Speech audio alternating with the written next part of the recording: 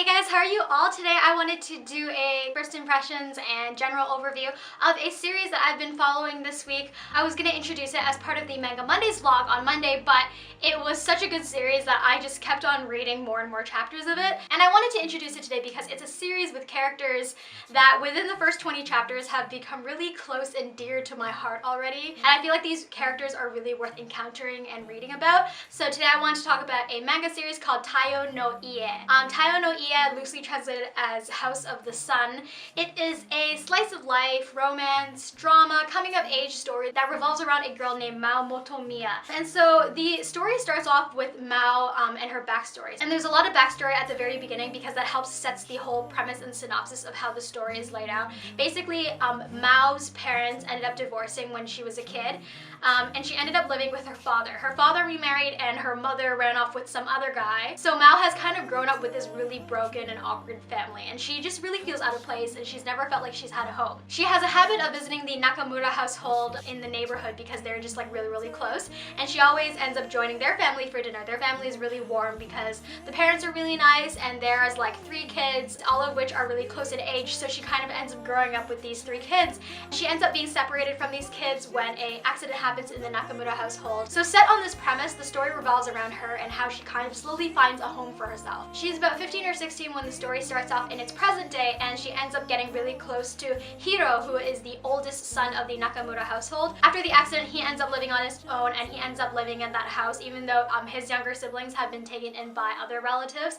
He's kind of like worked really hard to keep that house because he loves that house and all the memories that came with it, and he really hopes that him and all his siblings can kind of live in that house again. So what happens is that Mao ends up living with him for a while, and initially it starts off as a very like sibling relationship, and he's a fair amount of years older than Mao. He's kind of like her big brother, and they've been childhood friends for so long that they're so close. Mao ends up living with him because her dad is just really like horrible with dealing with her, and he has kind of no idea how to confront his daughter even after he's remarried. Initially I thought it was just gonna pan out with like a platonic kind of family theme, but as Mao and Hiro start to interact more within the same household, you kind of have some romantic feelings develop. At the same time, Mao is having some love troubles with one of her guy friends, and she is having some like issues with her other friends. But what I really liked about the series so far is that when you watch Mao develop, you really feel like you can sympathize with her.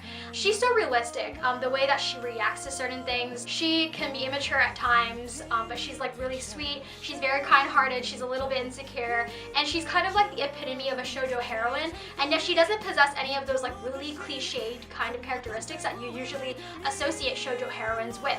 Seeing her interact with Hiro is quite refreshing because usually in shoujo series you have the male lead and the female lead in similar ages, similar circumstances. Right now you kind of have a more taboo relationship because Hiro is 23 and Mao is like 15, 16. So some people are probably thinking it's a little bit weird, but because they've grown up so close to each other, even though like they've been kind of like separated, they still kind of have that understanding with each other as like really close friends. The age difference isn't as big of a deal in the story, or at least not as much as they make it out to be.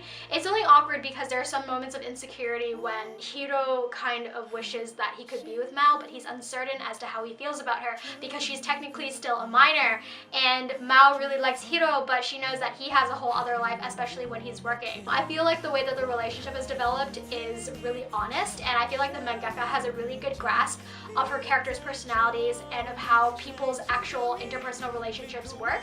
I found that a lot of times, either in shoujo manga or in like drama or tragedy manga, the story has a tendency to fall into very stereotypical tropes just for the sake of a climactic ending or a big twist at the end. But I feel like everything that's happened so far in the first 20 chapters that I've been reading, it's really understandable. It's not like Hiro and Mao's relationship develops in a very isolated 2-person kind of space where the author just kind of randomly throws in shoujo moments. It just happens in these like really quiet and honest and emotional human moments that just take place in everyday settings. And I just found that the characters' relationships with one another are very relatable, whether it's like a friendship, a sibling relationship, a parent and child relationship, or a childhood friends relationship. The mangaka goes so deeply into the way that the characters interact with each other, and especially into their personal thoughts. A lot of times you'll just get narration that's either in Hiro's head, or in Mao's head, or Chi, or Daiki, and then you'll kind of get their perspective.